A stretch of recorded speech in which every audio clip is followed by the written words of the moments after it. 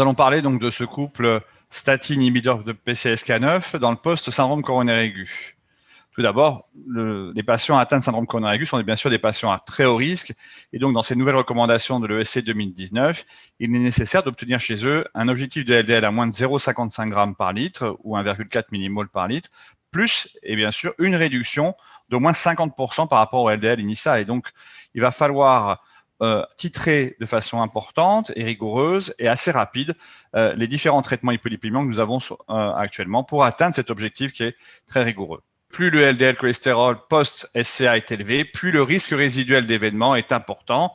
Et il y a un gradient vraiment. Et donc, on voit bien que plus le LDL est bas, moins on risque de récidiver un événement coronarien. Et ça, sur une méta-analyse faite de 8 essais randomisés. On note que dans cette étude, d'ailleurs, seulement, entre guillemets, 60% des patients obtenaient un LDL à moins de 0,7 g par litre après 1 an de traitement, d'où la difficulté d'optimiser le traitement hypolipémie en post-SCA. Alors, on sait dès le départ le bénéfice biologique que l'on va obtenir en fonction du type de molécules qui ont été prescrites. Bien sûr, il faut donner une statine forte intensité à la dose maximale tolérée, car on sait qu'on obtiendra environ, en moyenne, une baisse d'environ 50% du LDL cholestérol. Si on rajoute de l'ézetimibe à cette forte intensité, on obtient 65% de baisse. Et si on rajouterait un inhibiteur de PCSK9, 85%. Donc finalement, en fonction du profil et du niveau de départ de LDL cholestérol dans le post-SCA, sachant aussi si le patient a déjà une statine ou non, on peut finalement prédire l'arrivée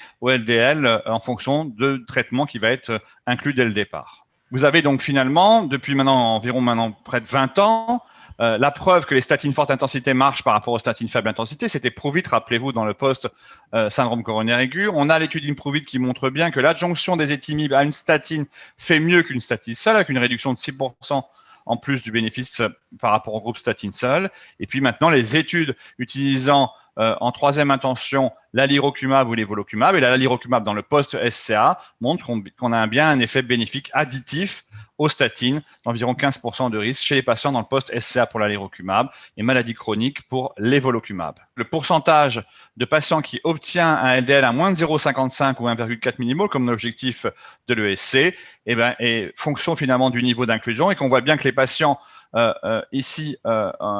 traités par alirocumab obtiennent plus fréquemment, bien sûr, ici en rouge, un LDL à moins de 0,55, ce qui dans le groupe placebo, bien sûr, n'arrive pratiquement jamais, chez seulement environ 17% des patients, versus 95% des patients dans l'étude Odyssée, obtient un LDL à moins de 0,55 g par litre. Donc une efficacité importante de cette molécule en adjonction à un traitement par statine. Sur cet algorithme, on peut s'aider de celui-ci. Donc chez les patients à haut risque, donc ceux qui ont fait un syndrome coronaire aigu, qui ont donc une hypercholestérolémie, on doit optimiser le traitement en donnant en première intention une statine forte intensité, bien sûr à la dose maximale tolérée.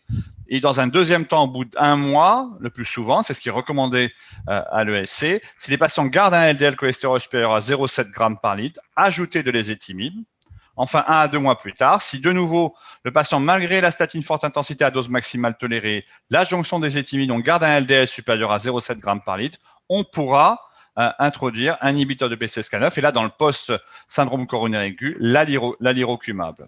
Pour s'assurer finalement du bon déroulement de ce schéma thérapeutique avec statine plus ou moins ézetimibe en fonction du niveau de LDL cholestérol dans le post-STA et de la prise ou non de statine. Et puis 1 mois plus tard, la mise en route de l'inhibiteur de PCSK9 si le LDL est supérieur à 0,7, on inclut dans la conclusion qui est adressée aux médecins traitants, aux médecins spécialistes, et pour la moitié de nos patients, on les revoit, nous, dans le service de cardiologie à 1 mois. On refait un bilan lipidique, un bilan enzymatique, hépatique et musculaire, et on indique dans le compte rendu qu'il faudra avoir un LDL qui est inférieur à 0,55. Si ce n'est pas le cas au bout d'1 mois de cette bithérapie statine-ézetimibe, si le patient est supérieur à 0,7, indication à prescrire un anti-PCSK9, en l'occurrence dans le post-SCA, l'alirocumab. Si un patient est un vrai intolérant et total à une statine, c'est-à-dire les patients qui ont fait soit une cytolyse hépatique importante, une hépatite aiguë, au-delà de 5 fois la normale d'enzyme hépatique, soit des patients qui ont fait plus de 10 fois la normale de CPK ou avec des myalgies. Dans ce cas-là, le plus souvent, on ne peut pas reprendre une statine, voire une statine, changer de type d'hydrophilie ou d'hypophilie de statine, type c'est-à-dire rosuvastatine pour atorvastatine ou atorvastatine pour rosuvastatine, toujours à faible dose et en dissociant dans la semaine en mettant 1 à 2 fois par semaine, associé à l'ézetimibe tous les jours chez ces patients. C'est ce qu'on peut faire.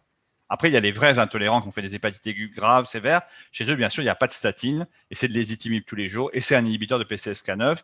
Et là, c'est au cas par cas. Je pense qu'il faut adresser au médecin conseil de la sécurité sociale un courrier personnalisé en disant mon patient ne rentre pas dans le remboursement parce qu'il ne peut pas prendre de statine, parce qu'il est intolérant total à cette statine et que son niveau de risque est tellement élevé dans le post-syndrome coronaire aigu que j'ai besoin d'associer à l'ézetimibe un inhibiteur de PCSK9. Je vous demande exceptionnellement pour ce patient un remboursement.